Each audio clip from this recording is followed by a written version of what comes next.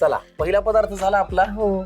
आणि आता दुसरा पदार्थ. आणि दुसरा हो. हा पदार्थ कोणता आहे? आई आपली हरभऱ्याची भाजी झट आणि पटकन होणार एकदम. चला, हरभऱ्याची भाजीसाठी लागणारं साहित्य सांगा. ही हरभऱ्याची भाजी आहे, बेसन पीठ आहे, शेंगदाण्याचं कूट आहे, लसूण आहे, जिरे आहेत, हळद आहे, मिरची पावडर आहे आणि मीठ.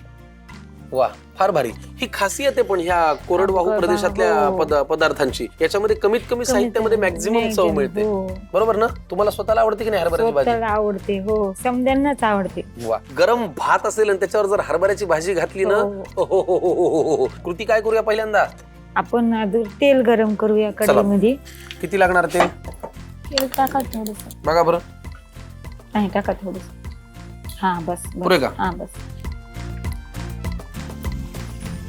जिरं तडतडलंय, पुरं काय घालायचंय? लसूण.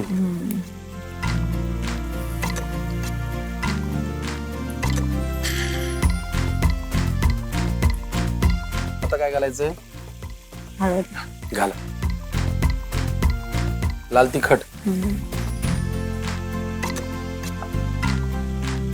आगा बाबो, नाही घाला. तुमच्या हातच्या चवीनुसार. हा, करा झणझणीत. मीठ.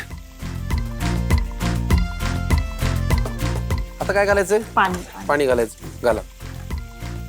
मराठवाड्यातला भुरका करता की नाही तुम्ही? हो, मस्त लागतो.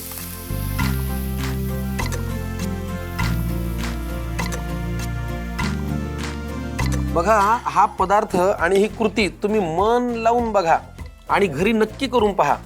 हरभऱ्याच्या सुक्या भाजीची रेसिपी आपण फार वेळेला करत नाही. वास एकदम मस्त येतो अप्रतिम. या दोन्ही पण भाज्या भाकरी सोबत खायला एकदम चांगलं. परफेक्ट.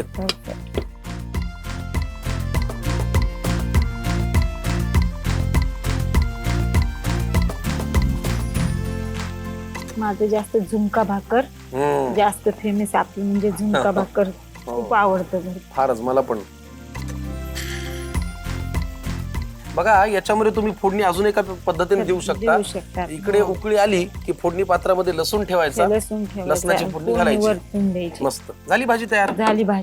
आता भाजीचं साहित्य आणि कृती लिहून घेण्याआधी आपल्या अनिताताईंना, ज्या परळीहून आल्या मुंबईमध्ये, स्वतःच्या हातची चव घराघरात पोहोचवली आणि आज पहिल्यांदा त्या टीव्हीवरती दिसतात, याचा आनंद मला पण फार झालेला आहे. हरभऱ्याच्या खमंग भाजीसाठी लागणारं साहित्य आणि कृती तुम्ही पटकन लिहून घ्या. सुक्या हरभऱ्याची भाजी. स्वयंपाकासाठी लागणारा वेळ 20 मिनिटे. 3 ते 4 व्यक्तींसाठी लागणारे साहित्य: सुक्या हरभऱ्याची भाजी 1 वाटी, बेसन 1 वाटी, लसूण 1 छोटी वाटी, जिरे 1 चमचा, हळद अर्धा चमचा, लाल तिखट 2 चमचे, मीठ चवीनुसार, शेंगदाणा कूट 1 वाटी,